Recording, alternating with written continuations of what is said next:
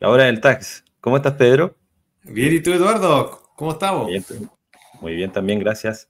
Felices de Una poder semana hablar un sábado en agitada. la mañana. Sí, una semana agitada. No pudimos grabar ayer porque realmente muchas cosas, pero no quisimos dejar pasar la semana y terminar la semana de cierta forma comentando la contingencia, porque esta semana sí que tuvimos noticias. Sí, ha sido bien acontecida y yo creo que es importante, sobre todo, abordar desde una mirada bien objetiva qué es lo que está ocurriendo. Todavía hay propuestas de cambio. Eh, yo creo que lo primero sería hablar del proyecto de ley que rebaja la tasa del impuesto de primera categoría en las empresas pymes. En mi opinión, se está, digamos, ocupando como moneda de cambio para condicionar la aprobación de la ley sobre materias previsionales. Está complicado eso.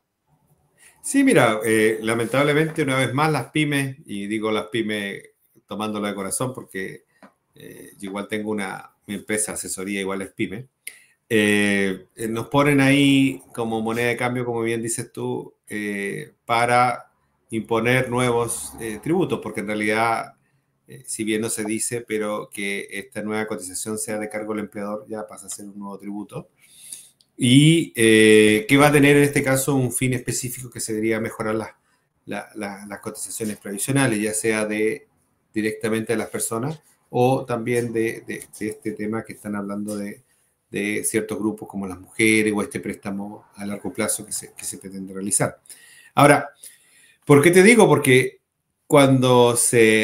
porque partimos con la tasa del 10% por el tema de la pandemia, bajaron del 25 al 10% y luego se amplió por un par de años más esta tasa del 10 y después subimos al 12,5, fue cuando se negoció el alza del salario mínimo. Entonces ya ahí hubo un tema de costos para las pymes, porque en realidad, ¿para qué vamos a hablar con cuentos? Sí, las empresas grandes pueden asumir esos costos perfectamente, quizás, e incluso tienen mayores posibilidades de desvincular personas más que las pymes, que en realidad siempre estamos trabajando con los equipos justos de trabajo.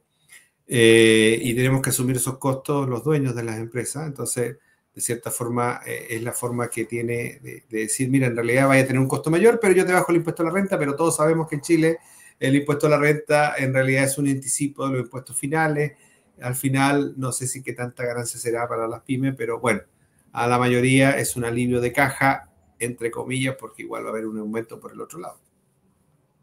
Claro, es buena la pregunta si es que esta tasa rebajada significa para los propietarios una menor carga tributaria, porque eso significa un menor crédito. Claro, obvio, se tiene el derecho al crédito total, pero a nivel de tasa de carga efectiva, no sé si sea más barata la pyme que la empresa del régimen general. ¿Qué crees tú? No, bueno, siempre el hecho de poder recuperar el 100% del crédito versus el 65% en el caso del semi-integrado es mejor una pyme en ese sentido, ¿ya? Claro, pero eso Pero, siempre es la lógica de una tasa equivalente. claro, sí, pues, si, por ejemplo, si yo tuviera una tasa del 25%, el sacrificio económico, estamos hablando de dinero que yo voy a desembolsar. Por ejemplo, si yo tengo una renta líquida de 100 millones de pesos, voy a desembolsar un impuesto a la renta, son 25 millones, por lo tanto mi pago provisional mensual, que es ahí donde nos duele a las pymes, porque en realidad mensualmente desembolsar, en este caso 2 millones APP para poder cubrir esos 25 millones, se nota, ¿ya? En cambio, con una tasa menor del 12,5% es menor, pero resulta que si yo tengo esos 100 millones y tengo, no sé, cuatro socios, el impuesto al final va a ser el mismo. Porque en realidad, si yo, como las pymes, retiramos todas las utilidades, no dejamos dinero para inversiones o lo mínimo, ¿ya? Entonces, la mayoría de las utilidades nosotros las estamos retirando. Al final, el impuesto final que pagamos los dueños de las pymes es el mismo. Me cobren 25, me cobren 12,5 del impuesto a la renta. Pero esta alza en las cotizaciones sí es algo que va a salir del bolsillo de las pymes. ¿Qué va a provocar? A la larga, un aumento en los servicios, en las ventas, porque en realidad de algún lado voy a tener que asumir ese costo que estoy asumiendo o derechamente desvincular personas. Es lo que José Yáñez llamaba la incidencia de los impuestos, ¿cierto? Al final, Nuestro querido profesor de economía de la universidad. claro, claro, esta pregunta, ¿quién está financiando esta alza? Parece que no van a ser, o finalmente van a ser las mismas personas a las que le están aplicando esta mayor retención, a los mismos trabajadores que son los consumidores de las empresas. Sí, Es una pregunta que hay que hacerse. sí, mira, incluso un titular del diario Financiero esta semana fue que el gobierno decía que solo iba a afectar a 100.000 personas. Este tema del alza de las cotizaciones provisionales. Pero claramente a él no le va a afectar porque no está dentro de esas 100.000 personas que van a quedar sin trabajo. Ahora, tampoco podemos ser más papistas que el Papa, es decir, claramente el sistema de AFP o de cotización individual no está dando el ancho y hay que buscarlo de alguna forma, ¿ya? Y si no queremos pasar a un sistema ¿cómo se llama?, de reparto que teníamos antiguamente, donde el Estado financia gran parte de las cotizaciones, digamos, de las pensiones, tenemos que buscar de alguna forma de financiamiento, ya que este sistema de FP no da las tasas de retorno, de pago de cotizaciones provisionales, tiene que entrar el Estado a financiarlas, ya sea con la PGU o con otros beneficios que salen en esta nueva ley. Así que de algún lado tiene que salir. Ahora, lamentablemente, siempre las pymes se ven afectadas y por eso, bueno, el gobierno quiere compensar de cierta forma con esta baja la tasa. Ahora, igual está por ahí diciendo, bueno, puede haber sido una baja permanente en la tasa de las pymes, pero va a ser una tasa transitoria que termina con un alza de un 15% luego de 3 años.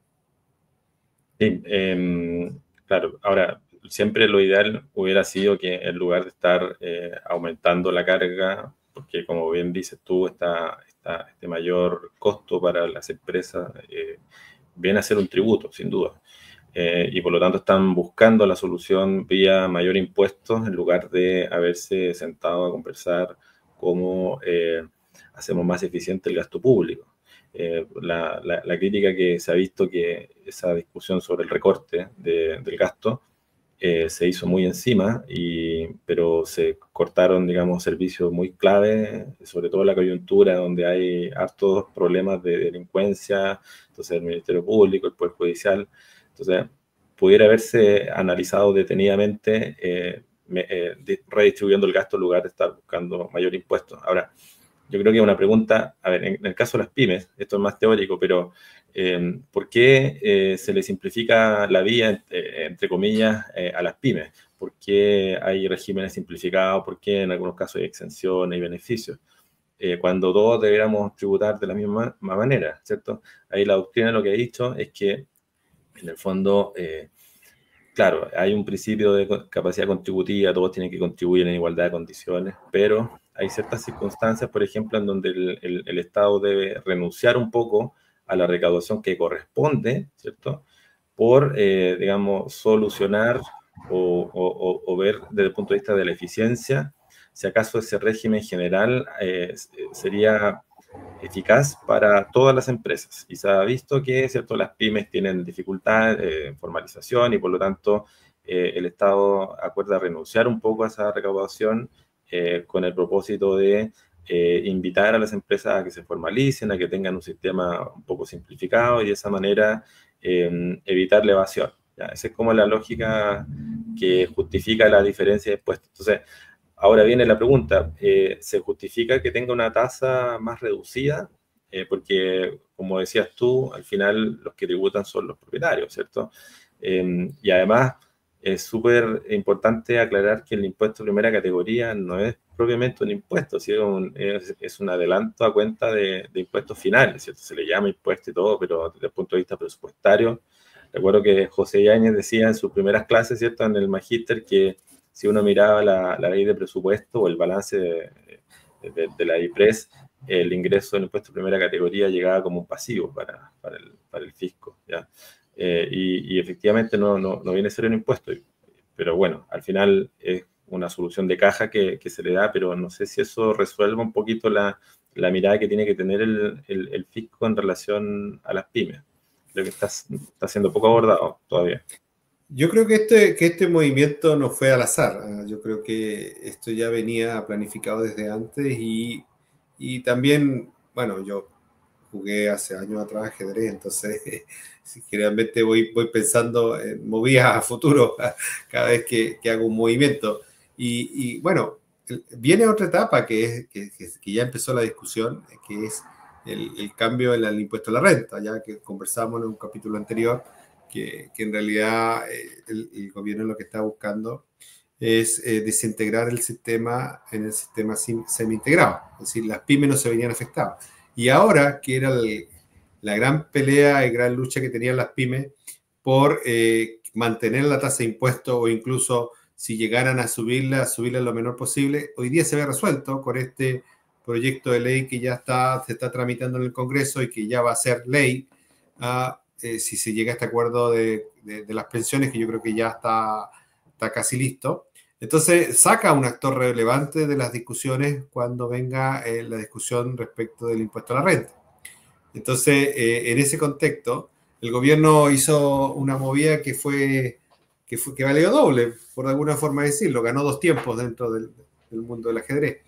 Entonces, porque puede discutir solamente con las grandes empresas que cuando se sientan a negociar no tienen mucho margen de maniobra, porque en realidad su contribución tiene que ser mayor que las pymes, y deja a las pymes fuera de la discusión porque ya le dio lo que querían, entonces ya no va a ser tema, y las pymes se quedan en cierta forma conformes. Pero digo de cierta forma porque en realidad viene este aumento de las cotizaciones provisionales que van a ser de cargo del empleador, entonces ahí viene también un aumento significativo. ¿Ya? Eso, ¿cómo se evaluará? ¿Cómo se medirá? Eso lo dirá el tiempo. Hoy día nosotros no tenemos la herramienta, no somos los técnicos matemáticos, ingenieros como para hacerlo, pero después el tiempo nos da la razón o no respecto de que esta es una nueva carga tributaria y respecto de que, bueno, incluso en los informes que hubo esta semana, que se presentaron en la comisión, el gobierno se allanó a aumentar el plazo que debía original a 11 años, entonces quiere decir que la cosa es compleja. Y también salió de que no están claros los números respecto de la ley de cumplimiento tributario, que no saben si van a lograr o no las metas que se establecieron ahí, porque en realidad, como lo mencionamos en capítulos anteriores, los números que se habían entregado por el Ministerio de Hacienda no cuadraban o no estaban más o menos claros y no se podía determinar si estaban preparados o no de cierta forma como corresponde. Sí, bueno, en lo concreto se supone que este proyecto ingresado el 22 de enero se tiene que aprobar lo antes posible. Yo veo un poco difícil que se logre porque como está siendo condicionado a otras aprobaciones que son más complejas como los temas tradicionales, puede que no se logre. Pero bueno, si es que se aprueba, se supone que esta rebaja de tasa va a impactar en las pymes a costar este mismo año, lo que significa hacer algunos ajustes, ¿cierto?, en relación a los PPM que se han pagado durante estos meses. Quizás habría que ahí, la propia ley, no sé si lo contempla, hay una rebaja del PPM, pero no sé si está planteado con anterioridad. Bueno, creo que el servicio también ha instruido situaciones similares, así que habría que estar atento nomás para que esa rebaja del PPM se pueda hacer efectiva durante este año. Sí, no, es importante que, bueno, el gobierno apuesta incluso que salga aprobada esta ley de pensiones antes del 31 de enero, ya para que entre en rigor a fines de septiembre, creo, octubre. Ya empezarían a tenerse los primeros resultados de las nuevas pensiones que están contempladas con esta ley. Entonces, si se aprueba en esa fecha debería aprobarse también esta baja transitoria, porque son alrededor de 4 años tributarios que se van a bajar, del guarismo, del número del porcentaje de impuestos de las pymes. Ahora, también trae una sorpresa, justo se presentó con este cambio en la tasa, que es ahora se incorporan, que siempre se habían dicho que estaban incorporadas, pero al parecer no era tan así, que tenían que informar los movimientos las tarjetas de prepago, ¿ya? Recordemos que se creó una ley con la ley de cumplimiento tributario que las empresas, especialmente las instituciones financieras, debían informar si una cuenta corriente, cuenta de ahorro, etcétera, tenía más de 50 movimientos o más de 100 movimientos en los últimos 6 meses para informar al Servicio de Impuesto Interno de esta situación. Siempre se discutió que no estaban incluidas las tarjetas de prepago o las tarjetas, las cuentas que tú manejas con depósito y después no son cuentas corrientes ni tampoco tarjeta de crédito. Y ahora el tiempo le dio la razón y la incorporaron junto con esta modificación que están haciendo en la tasa del pago digamos, del impuesto a la renta de las pymes. Claro, eso va a permitir mayor control de impuestos internos y está bien, me parece bien. Ahora, esa es una medida. La otra medida, comentábamos antes, de las boletas, de la copia material de la boleta, las compras, yo creo que ha sido bien discutida, junto con esta exigencia de los restaurantes y supermercados estar controlando si se relaciona con el giro. ¿Qué opinas tú de esa obligación nueva de las boletas? Sí, bueno, salió el viernes pasado, justo nosotros estábamos grabando nuestro programa y no lo pudimos comentar porque salió mismo ese día, pero esto es claramente un retroceso, es decir, hasta el día 16 de enero, el sistema no había que entregar una representación impresa de la boleta, ya incluso si alguien pedía se le puede enviar por mail o por WhatsApp, incluso para hacer más moderno el sistema. Pero volvemos a lo mismo, es decir, a lo que hemos estado conversando.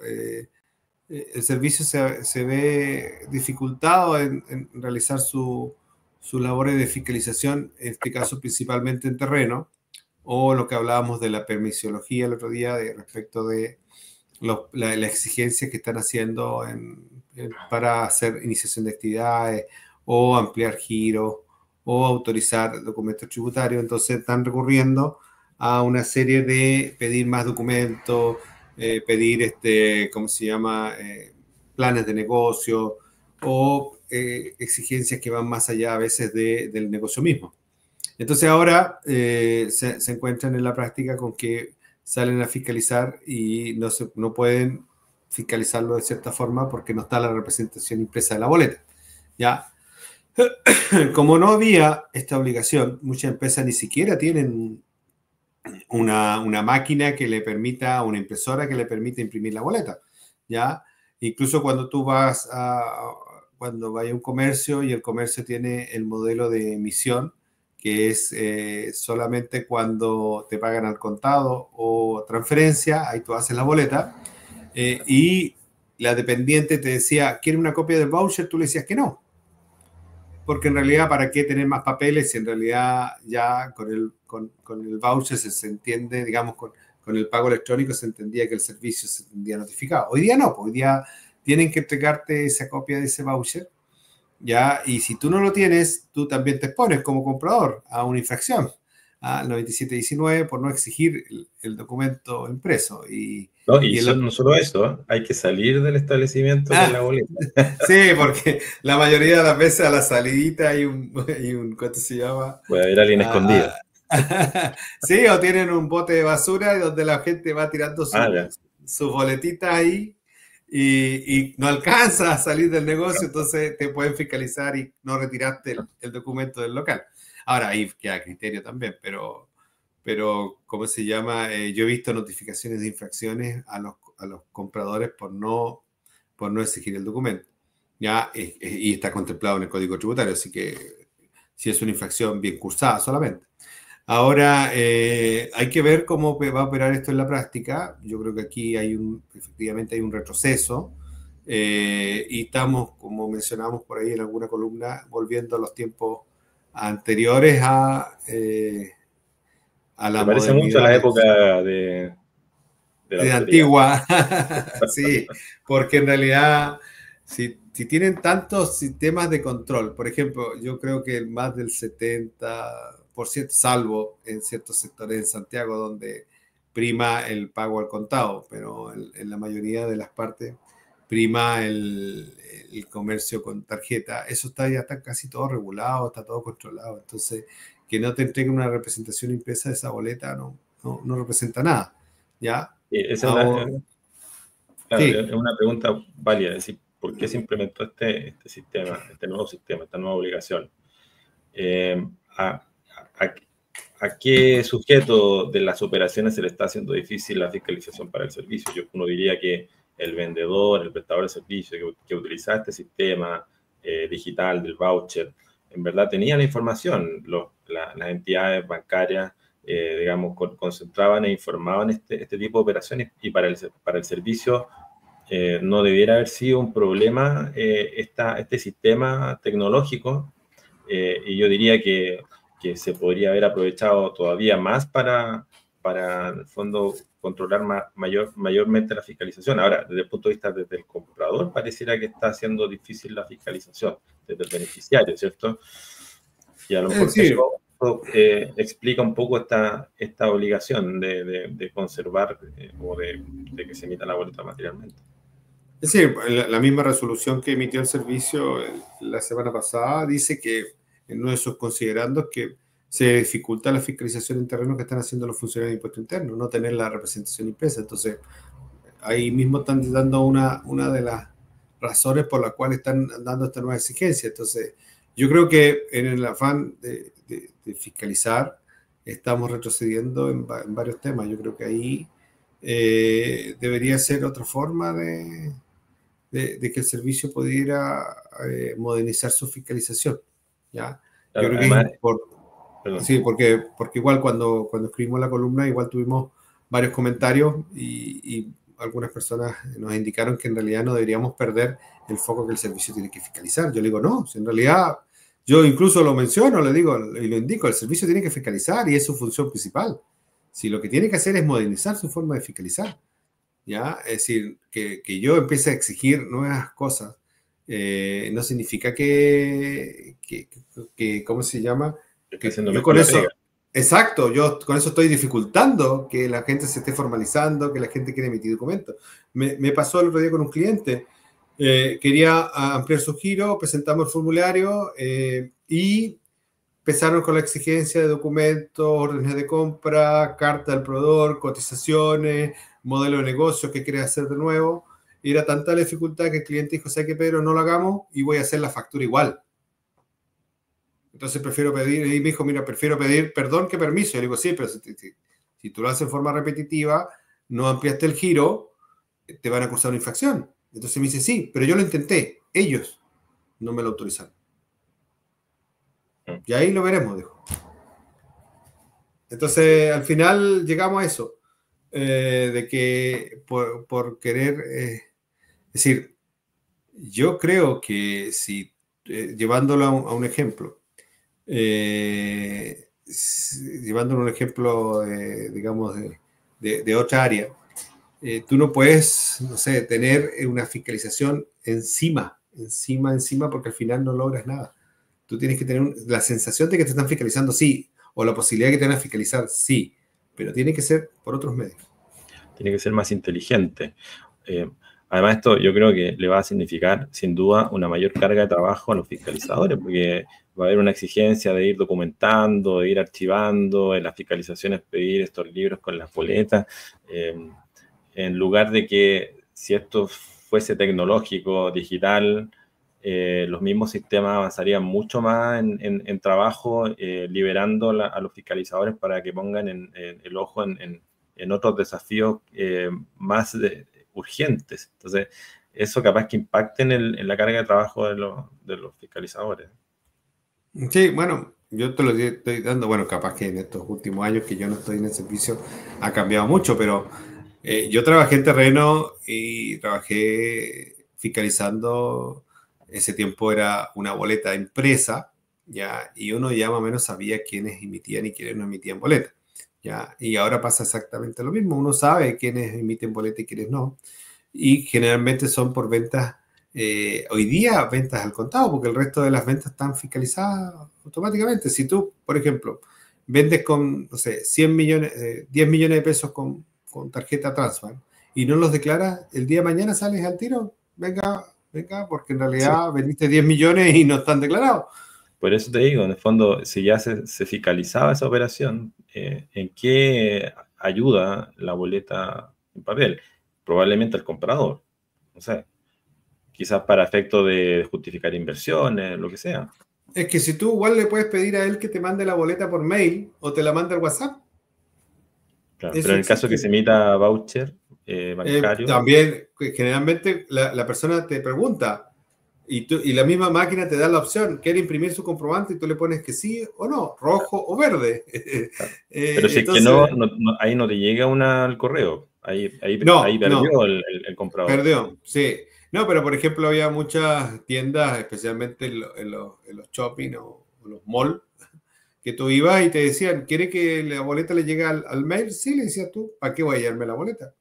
Incluso era mejor porque te pedían cuando tú querías cambio, te pedían copia de la boleta y tú la tenías en tu mail, se la mostraba y el tipo te permitía el cambio. En Sí. cambio, si te la entregan impresa, se te pierde, está impresa en un papel químico que a los meses ¿cómo se llama? Ya se borra, etcétera. Entonces, aquí es más que nada, yo creo que es un tema para facilitar la fiscalización en terreno de los fiscalizadores, punto. Bueno. ¿Mm? Oye, pero claro, al final ese fiscalizador que va a tener que salir a la calle a controlar, no va a poder revisar mis solicitudes, mis peticiones administrativas. Eso va a- Pero toda la vida ha sido así, es decir, hay un grupo en cada dirección regional de funcionarios que salen a la calle, hay programas de fiscalización, ¿cómo se llama?, en horas extraordinarias, porque los negocios son modernos, funcionan las 24 horas del día y la fiscalización tiene que ser las 24 horas del día. Y uno como fiscalizador sabe que tiene que hacer ese trabajo.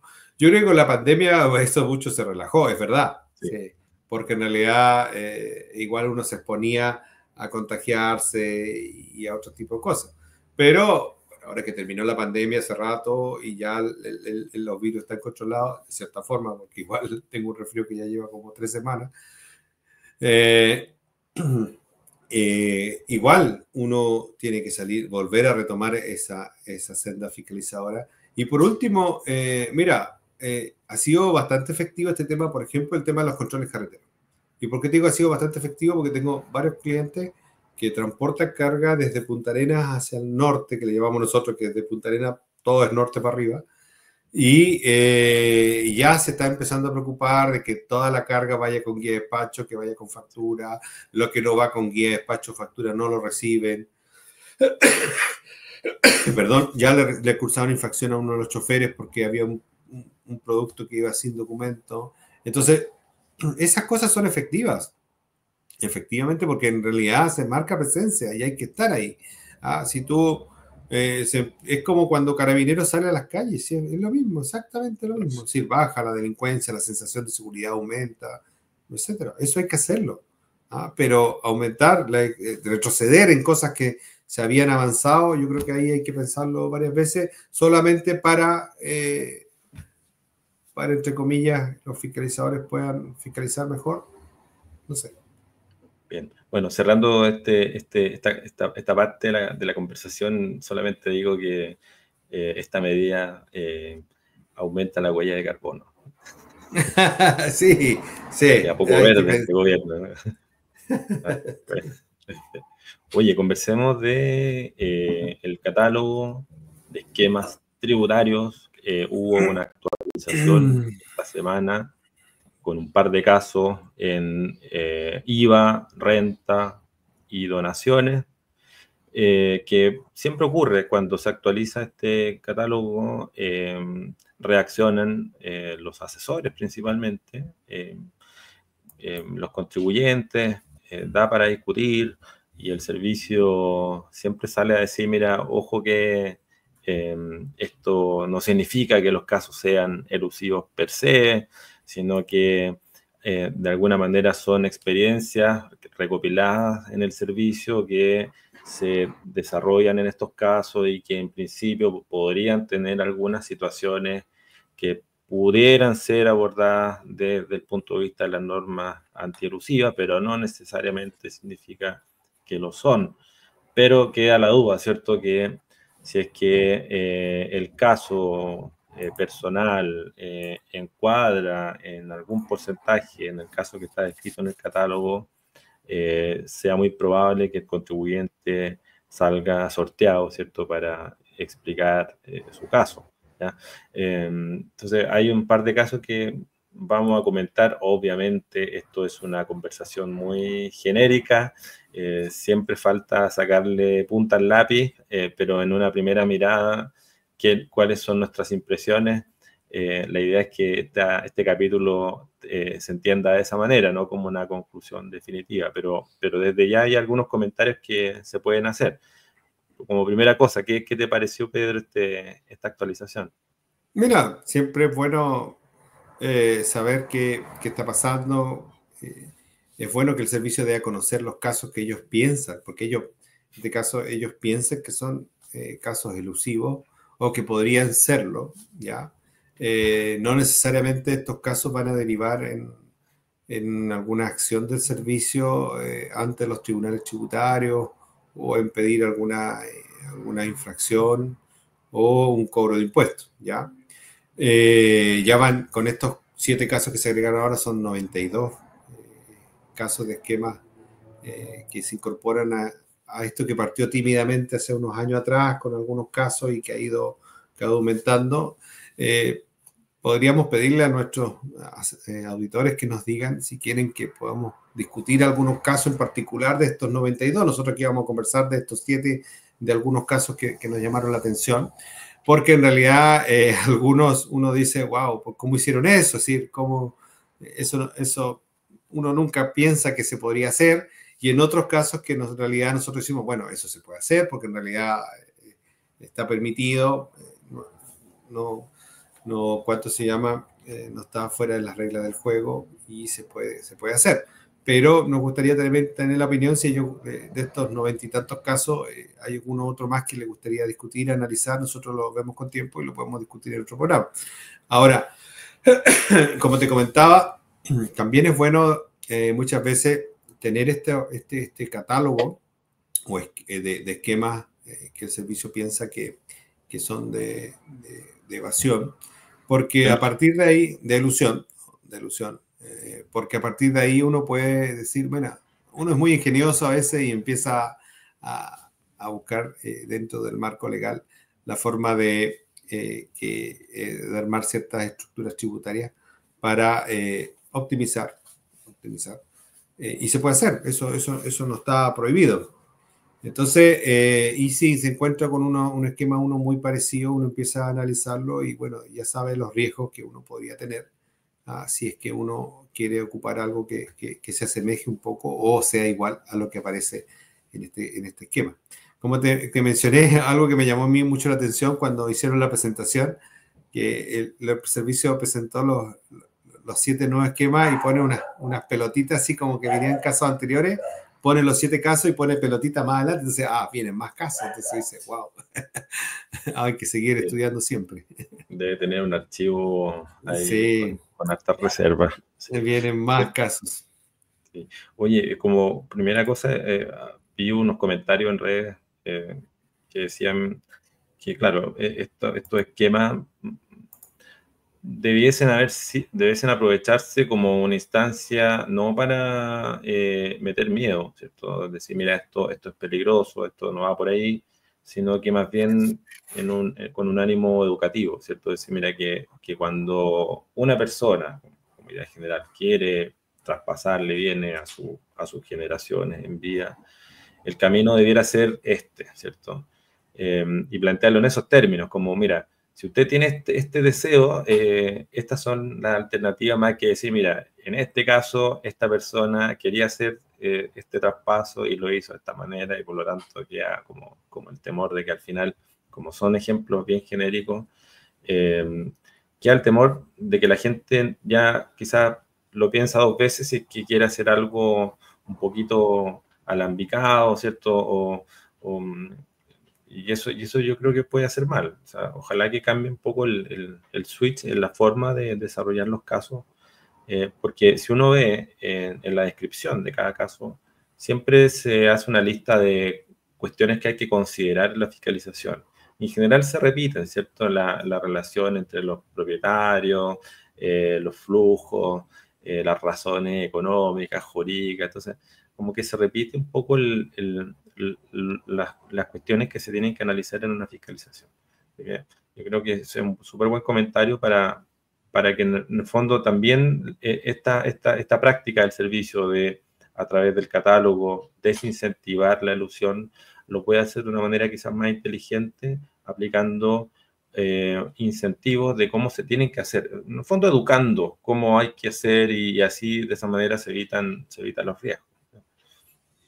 Sí, mira, es una posición que siempre se ha discutido en el interior del servicio, pero la mayoría entiende que en realidad el servicio no está como para asesorar, que esa es función de los asesores, valga la redundancia. Entonces no emiten opinión en ese sentido. ¿Ah? Entonces no te dicen, no, educan, pero de otra forma, no en cómo pagar menos impuestos o cuál sería la mejor forma de traspasar los bienes de los padres a los hijos, por ejemplo. Ah, no te dicen, no, sabes que lo mejor es que el papá le done o la mamá le done o hagan esto. No, eso no lo va a hacer el servicio, creo, y sería lo ideal, porque en realidad al final tú te ahorrarías un montón de problemas y lo podrías hacer de acuerdo a lo que te dice el servicio. Ahora, de este producto, de estos casos que muestran ahora, mostraba la subdirectora de fiscalización también que habían tenido muchos requerimientos al Tribunal Tributario durante el año 2024. Fueron 22 requerimientos al Tribunal Tributario y desde el 2021 llevan 46. Ahora, estos casos están ahí en revisión. Sabemos que hay un caso que fue el primero que falló a favor del Tribunal Tributario y creo que ahora está en las instancias superiores, digamos, Corte de Apelaciones creo que está, pero del resto de los casos no se tienen novedades, ¿ya? Así Y eso que... hay que considerar que previo al requerimiento hubo varios casos en que terminaron en liquidación, sí, en rectificatoria, justo te iba a mencionar. rectificatoria, y ahí se amplía un poco los casos exitosos para el servicio desde ese punto de vista. Sí, porque te iba a mencionar que en el caso en el mismo informe que presentan estos casos, dice que en los casos de dilución patrimonial, detectado en los procesos de fiscalización, el prejuicio fiscal detectado por el servicio son 55.000 millones de pesos, de los cuales 13.000 millones ya se rectificaron. Es decir, los contribuyentes dijeron, ¿sabe qué? Yo acepto que aquí hubo un error y pagaron la diferencia de impuestos. Y en el caso de regularización empresarial, son alrededor de 10.000 millones los detectados en proceso de fiscalización y se rectificaron 1.400. ¿Ya? El resto está en discusión, ya sea en tribunal tributario o en proceso de cobro vía citación o liquidación en este caso. Sí. Oye, Era como comentemos algunos para darle casos. contexto, sí. Sí, Sí, pues, veamos. mira, el 86 habla sobre la prestación de servicios profesionales a través de una sociedad profesionales en la que los servicios son prestados por uno de los socios, no los demás, mientras que el retiro de utilidades se efectúa por todos los socios, ¿ya? Aquí se entiende el problema, ¿cierto? Una sociedad profesional, o sea, que tiene varias personas, pero es uno el que pone la opinión, ¿ya? Que tiene el valor que se le cobra al tercero, y toda esa ganancia, ¿cierto? Es aprovechada por el resto de los socios que no son profesionales, al parecer, ¿cierto? Ese es el caso. Casi exclusivamente prestados por el socio, y por lo tanto los demás parece que no hacen nada. Y aquí el cuestionamiento va desde el punto de vista de la disminución de la base imponible, en lógica de que esa ganancia que facturó la sociedad responde más bien a el servicio prestado por un solo socio y no los demás. Lo que significa en el concepto del servicio, ¿cierto? Que se está disminuyendo la base del impuesto global complementario de ese socio aportante de su trabajo, ¿cierto? Al beneficiar a los demás, ¿ya? ¿Y qué hace el servicio en esos casos? Dice, podría evaluar la aplicación de la norma general antielusión, ¿ya? Es decir, no va a, o no aplicaría, y aquí hay una buena pregunta, en el fondo, si este desarrollo del caso significa que el servicio está diciendo cuál es la herramienta, que claro, ahora dice que podría evaluar la aplicación de la NGA, pero puede que cuando estemos frente a un caso específico, el servicio diga, mira, mejor no voy por la NGA, y ahí eso no sé si sería un problema, si es que en el catálogo está anunciado que se utilizaría esa norma, pero esa es otra discusión. Pero al final, frente a este caso, el servicio aplicaría la norma general antielusión y no una norma especial. Mira, aquí, bueno, partiendo de varias cosas. Primero, es una sociedad de profesionales. Ya nosotros tenemos un capítulo especial que hablamos sobre la sociedad de profesionales. Creo que fue uno de los primeros capítulos que hablamos. Y aquí estamos hablando de profesionales personas con título profesional, con profesiones afines, donde participan de una sociedad de acuerdo a los porcentajes y dice que con iguales porcentajes de participación. Pero todos sabemos que en la vida real puede ser de que en un año un socio participe más por X razón y los otros socios participen menos, ¿ya? Puede ser que un socio se haya ido a especializar, esté haciendo una beca, etcétera, y el otro socio trabaje y el otro año sea igual, ¿ya? A mí me ha tocado muchas veces tener sociedades profesionales donde hay socios que un año le va espectacularmente bien y al otro año al otro socio le va espectacularmente bien. Ya aquí habla de varios socios. ¿Ya? Entonces hay que entender también la realidad del mercado. No es llegar y decir, mira, no, ¿sabes qué? Aquí llevamos 2 años y el socio A tiene el 90% de los ingresos y lo están distribuyendo 33% cada uno. Perfectamente puede ser. Sí, quién sabe si en el futuro el B y el C duplican al A o están en proceso de capacitación. Entonces hay que ver el contexto, ¿ya? Eso por un lado. Y por otro lado, esta cosa también es dinámica, es decir, yo no, no sé, yo no voy a participar de una sociedad donde me voy a prestar de tener un 33% sin tener los ingresos y pagar impuestos blancos complementarios. Es decir, yo creo, y solamente para beneficiar a un tercero, ¿ya? Eso se daría en el contexto donde hay relaciones de otro tipo, afectivas, familiares. Ahí yo creo que en realidad si aquí tú dices, mira, es un grupo familiar donde el único que trabaja es el papá, que es médico, y los otros 3 hijos solamente forman número para que diluir el impuesto de los complementarios. Quizás, puede ser, porque también hay sociedades que son de ese tipo, donde tienen el 25% cada una, pero aparte de tener ingresos por ese rubro, tienen ingresos de arriendo de propiedades, son socios de otras sociedades, hay rentas de capital, ¿ya? Que se han ido formando con los años. Entonces, no solamente, esa es mi opinión, realmente hay que mirar este contexto, hay que mirar otras situaciones y en las sociedades profesionales se dan justamente esta razón. Hay un socio que tiene más ingreso un año, otro tiene menos ingreso otro año, hay socios que un año privilegian trabajar en forma dependiente, descuidando un poco las sociedades profesionales, hay otros socios que prefieren trabajar en forma independiente y no tanto dependiente, etcétera. Esto es una relación, si es que especialmente no tienen relación de afecto o, como te digo yo, parentesco familiar. Sí, a ver, claro, yo concuerdo contigo. Yo creo que este caso hay que interpretarlo como un caso burdo, ¿cierto? En que, mira, quizás no en un año, en 3 años, en verdad el servicio se dio cuenta que solo había una persona que trabajó. Yo creo que ese caso está un poquito representado en este esquema.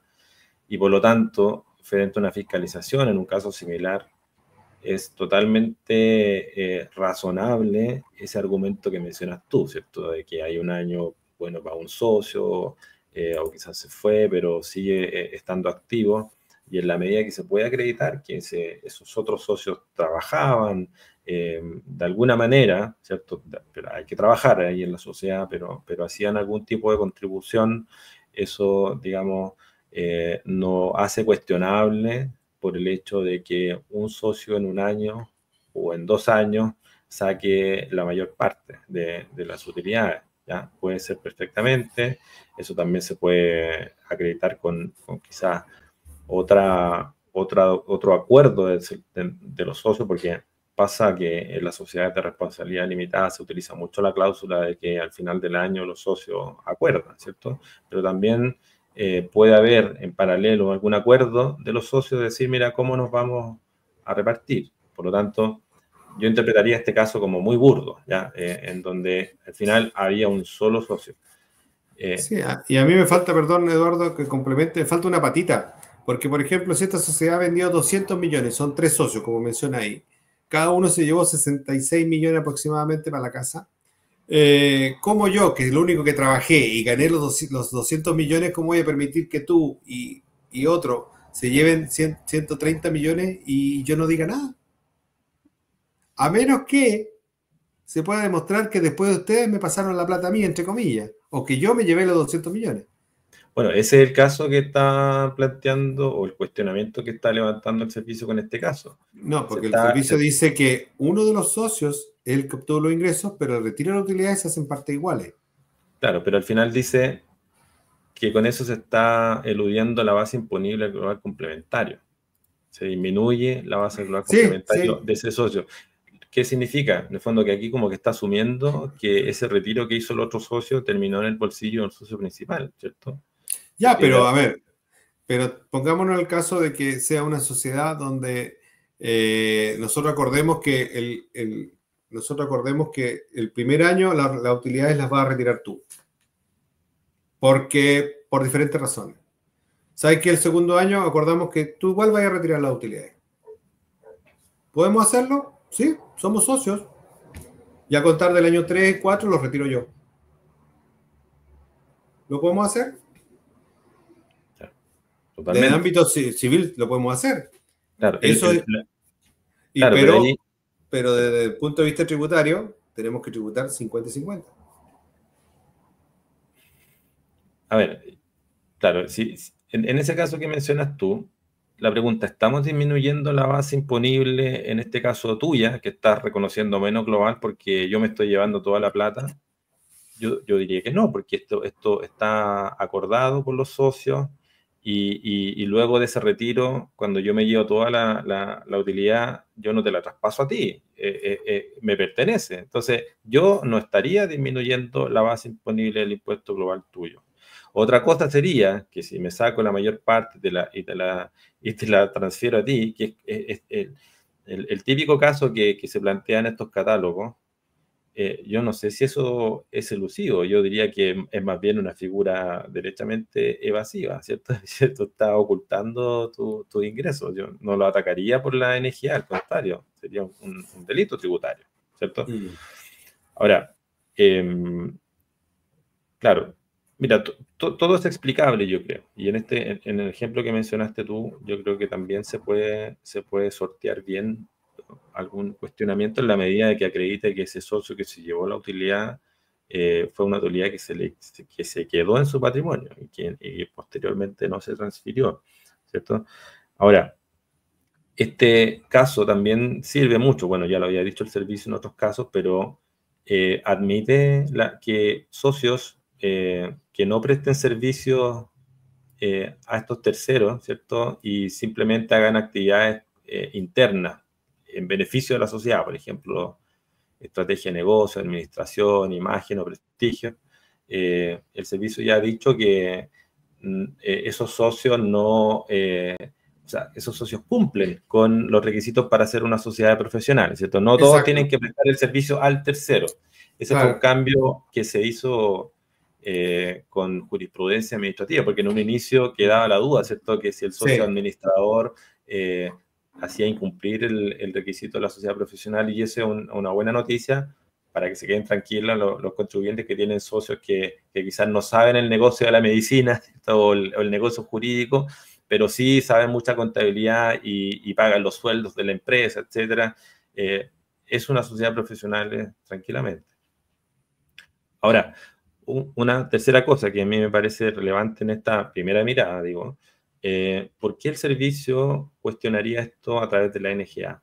Como decíamos, aquí lo que está planteando es que se está eludiendo el impuesto rural complementario. Yo digo, esta cuestión es derechamente un delito tributario, no es una ilusión. Ya. Pero incluso si fuese ilusión, yo no sé si fuese un caso abordable por la NGA, porque ¿qué es lo que, frente a qué situación estaríamos? Primero, el servicio podría decir, mira, aquí en verdad no hay una sociedad de profesionales, no se cumplen los criterios que el servicio estableció para que una sociedad de profesionales califique como tal.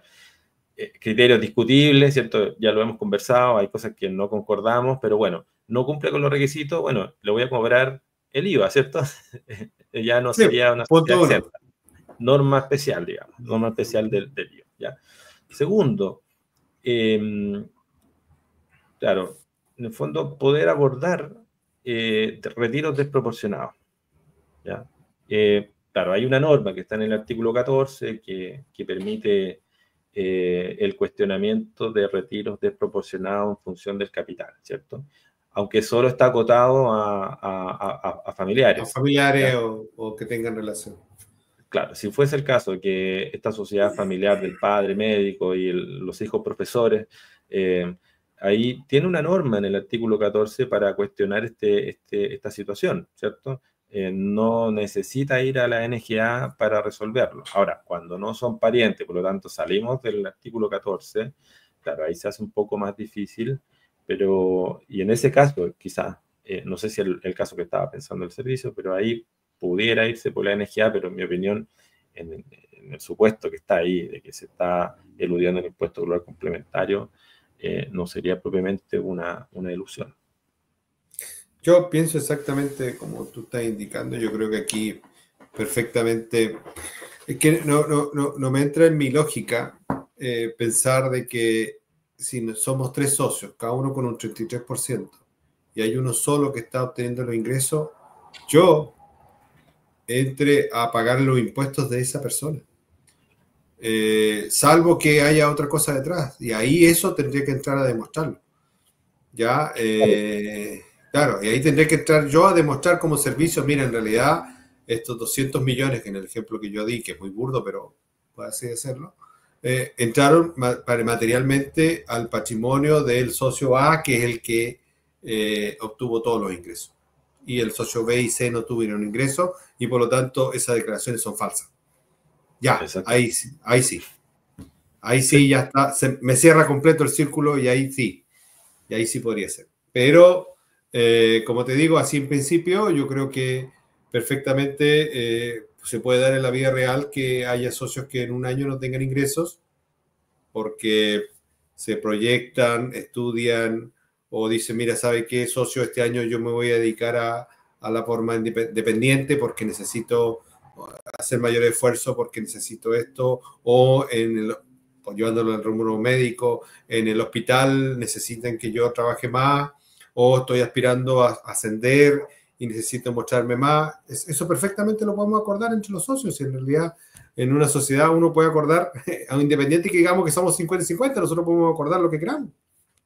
ya, que, mira, ahí en el fondo hay una pérdida de oportunidad del servicio porque perfectamente podría haber comenzado a desarrollar este caso diciendo, mira, esto es lo que debiera, en nuestra opinión del servicio impuesto interno, debiese existir. Mira, si hay una sociedad de profesionales, claro, la regla inicial es el capital, ¿cierto? La distribución del capital, pero también es posible que los socios acuerden formas diferentes de distribución.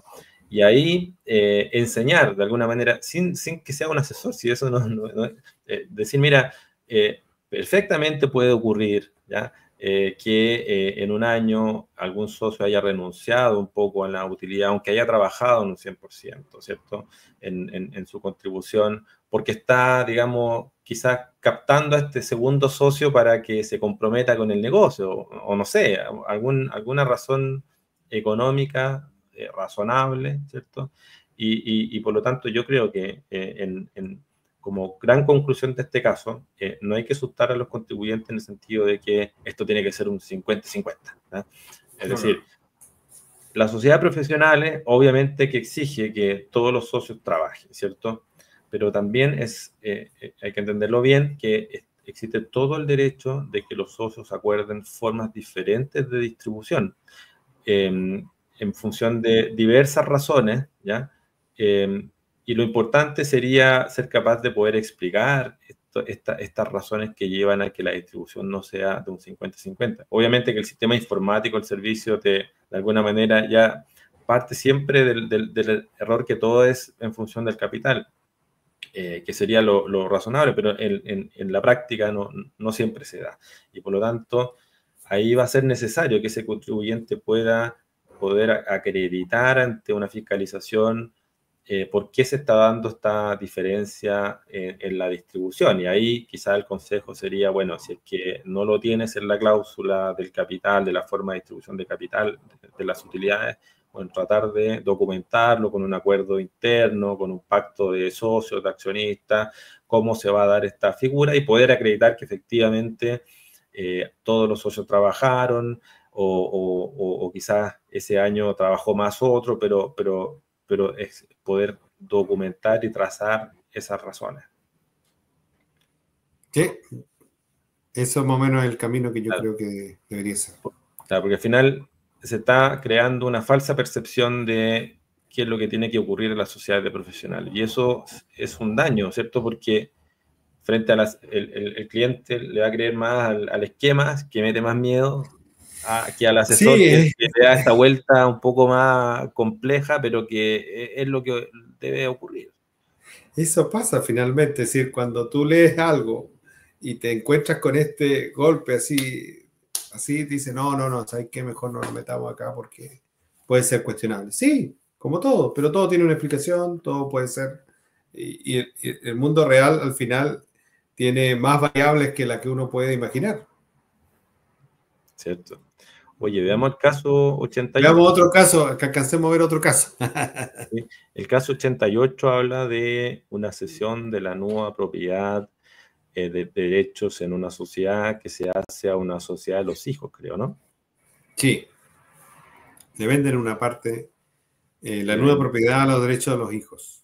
claro, es una venta Ujú. a la sociedad de los hijos, y luego de esa venta, los hijos o la sociedad que es la nueva propietaria de los derechos de la sociedad recibe las utilidades de esa sociedad sin tener derecho a ello por ser nuevo propietario, ¿cierto? Porque cuando se cede la nueva o se constituye la nueva propiedad a un tercero, el usufructuario es el único que tiene el derecho a la utilidad. Entonces, luego de esa venta, en lugar de recibir la utilidad el padre, ¿ya?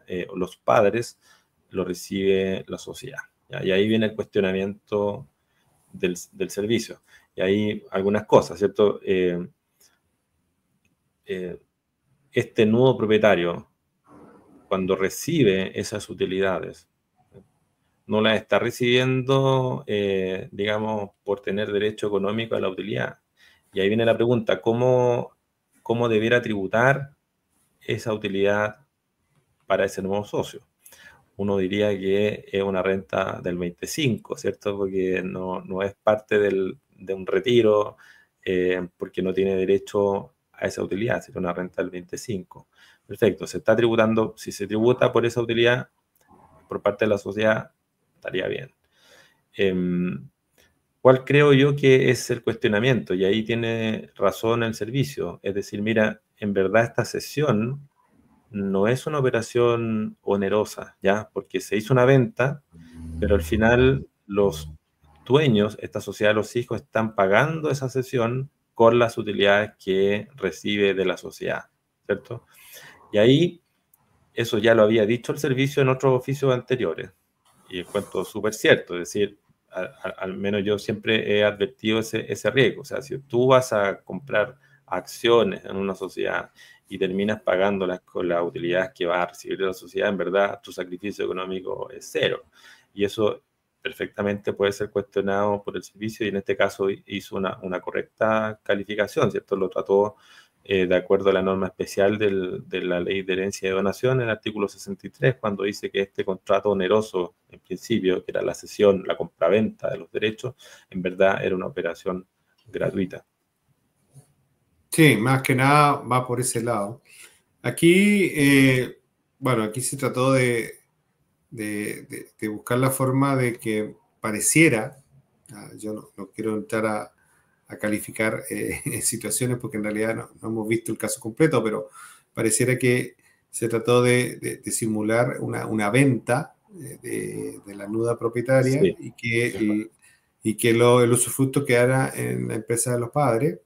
Luego, el nudo propietario explota esos ingresos, digamos, como si tuviera el usufructo, que no lo tienen los padres, y con ese mismo fruto de ese usufructo le paga la deuda por haber así es. adquirido ¿cómo se llama? Esa nuda propietaria. Entonces, al final, lo que hay aquí es una donación.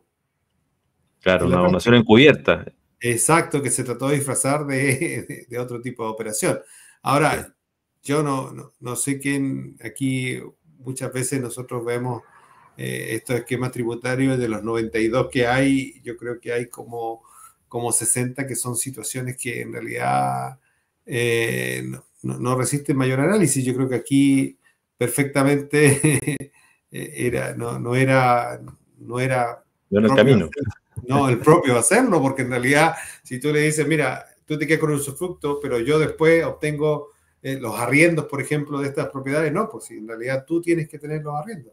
Ahora, ¿cómo yo te pago la nueva propietaria si supuestamente mejor lo hubiese traspasado todo y después haber cobrado los arriendos? Pero si es así, mejor esto se configura a través de una donación. Claro, yo creo que el caso Que parte o sea, el análisis parte de un caso quizás mal planificado. No era el camino correcto. sí, yo creo que parte por ese lado. Sí, fue mal planteado desde un principio y después mal ejecutado. Claro. A partir de este caso, me llegaron algunos comentarios. Oye, entonces no puedo ceder la nueva propiedad, tengo que vender todo.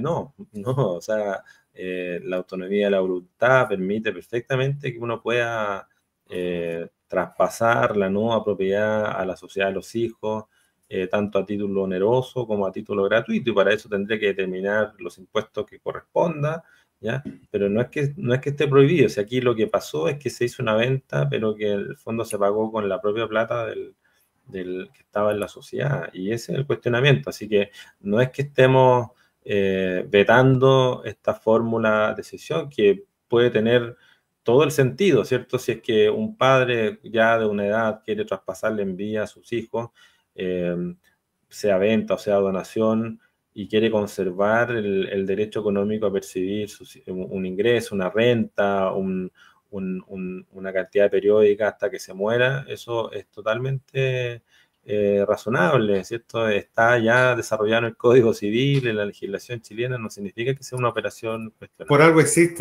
algo existe y está contemplado y está regulado también. Entonces, yo creo que, claro, es decir, yo creo que aquí se trató de usar un instrumento con otro fin y claramente está mal utilizado y está bien implementado en este esquema para que ojalá nadie más lo aplique. Así es. Oye, y el otro de la división, ¿cierto? Eh, Hay ¿Cuál una es? división, creo que el primero, en que también nueva propiedad.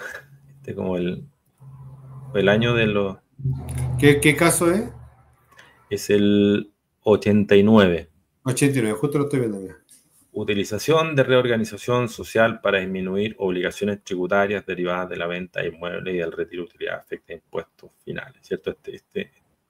Este caso de la sociedad que tiene un inmueble y que Ah, en lugar de venderlo y reconocer la utilidad en la empresa propietaria con el impuesto de primera categoría, proceden este es el a dividirlo a la NUCO, ¿cierto? Le asignan la nueva propiedad, luego disuelven esa NUCO, se adjudican las propiedades a los socios, ingreso no renta por la adjudicación, ¿cierto? Asumiendo que no existen utilidades pendientes de tributación, y proceden a esperar un tiempo y venden la propiedad. Ya, ahí, entonces, estas personas naturales se regulan por el artículo 17.8 letra B, las 8.000 UF, ingreso en renta, etcétera.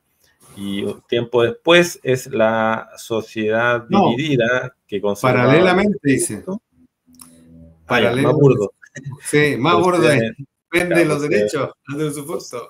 procede a vender el usufructo y por lo tanto ahí la ganancia es más reducida y se paga menos impuesto de primera categoría.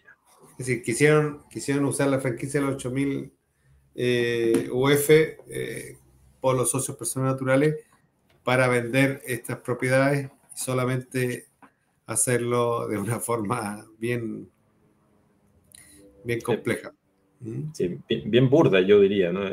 También es una mala asesoría.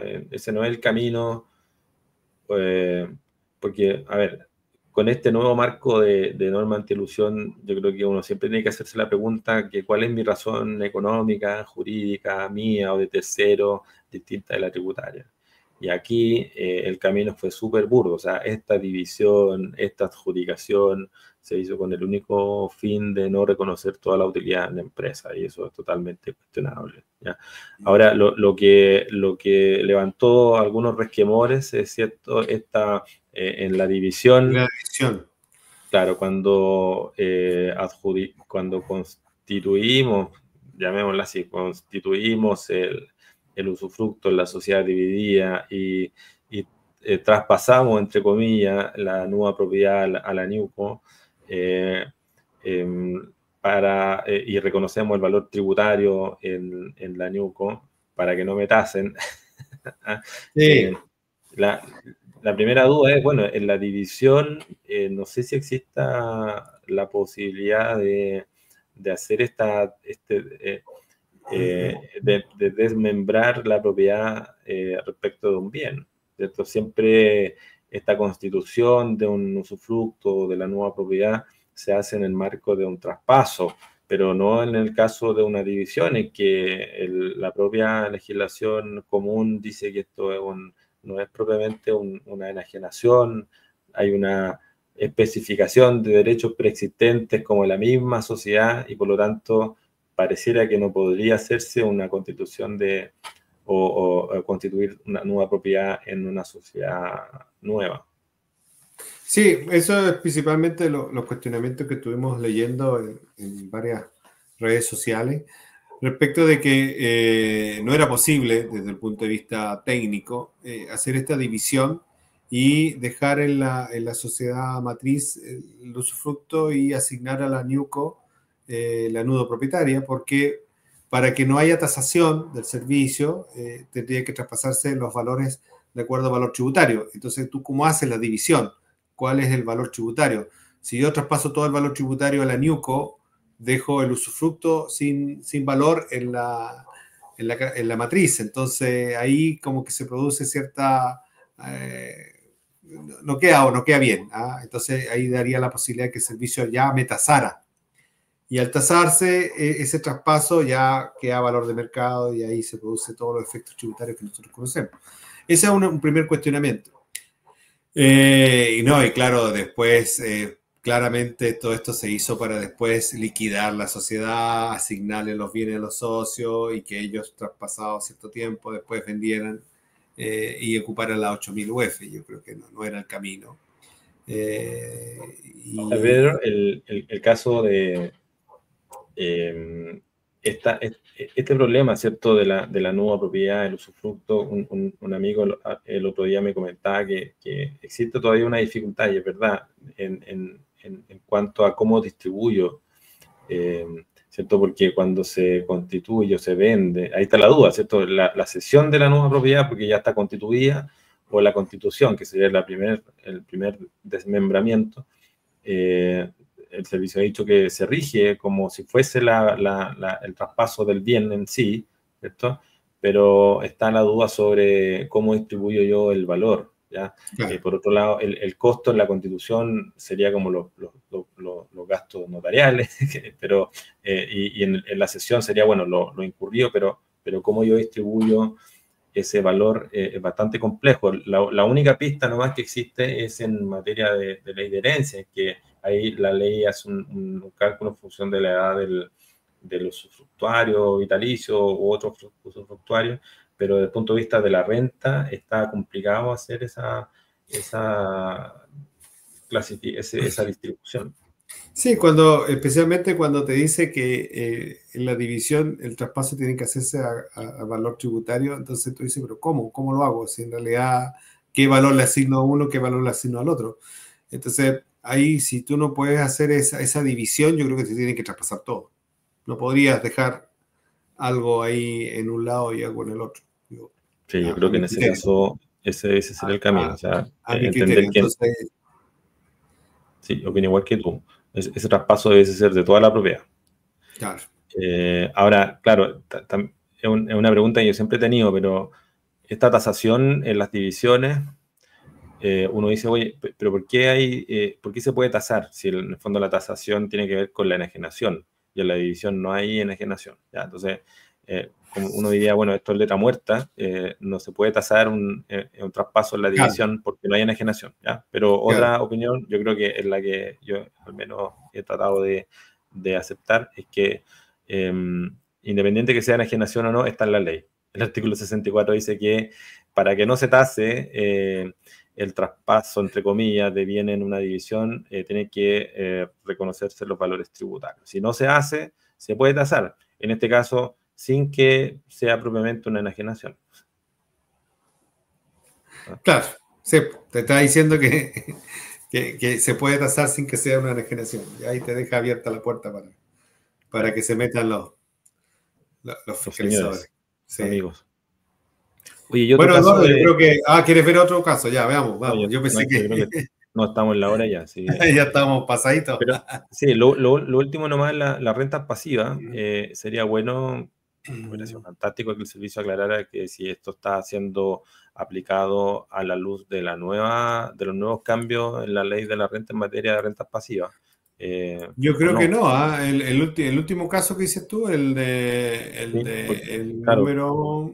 porque ahora como que se incorporaron los relacionados parientes, parece que tiene lógica este caso, Ese es pero el sería caso... bueno... Y quizás lo podemos dejar para el próximo capítulo, analizarlo con mayor detenimiento. Perfecto. Esta es la 91, el caso 91, la organización internacional. Perfecto. Ya, pues lo dejamos para la próxima. Sí, pues te parece, lo analizamos y a la luz de los cambios que ha habido. Y también ahí podemos incorporar el estudio del cambio en las rentas pasivas y aprovechamos a incorporar este esquema. Perfecto. Ya dejamos tema para el próximo viernes. Fin de mes, último día Sí, de estamos a enero. El eterno enero. 135 de enero. Así es. Ya, don Ya, pues, Pedro, Eduardo, muchas gracias, que esté muy bien. como Saludos siempre, a un gusto todos. conversar contigo y saludos a todos los oyentes. Y ojalá déjenos en sus comentarios si de los Sí, 92 casos, cuál les gustaría también que nosotros discutiéramos en otro programa. sí, es importante la interacción. Vivimos de eso. ¿Ok? Exacto. Y nos gusta también. Sí, eso. Chao, chao. Chao.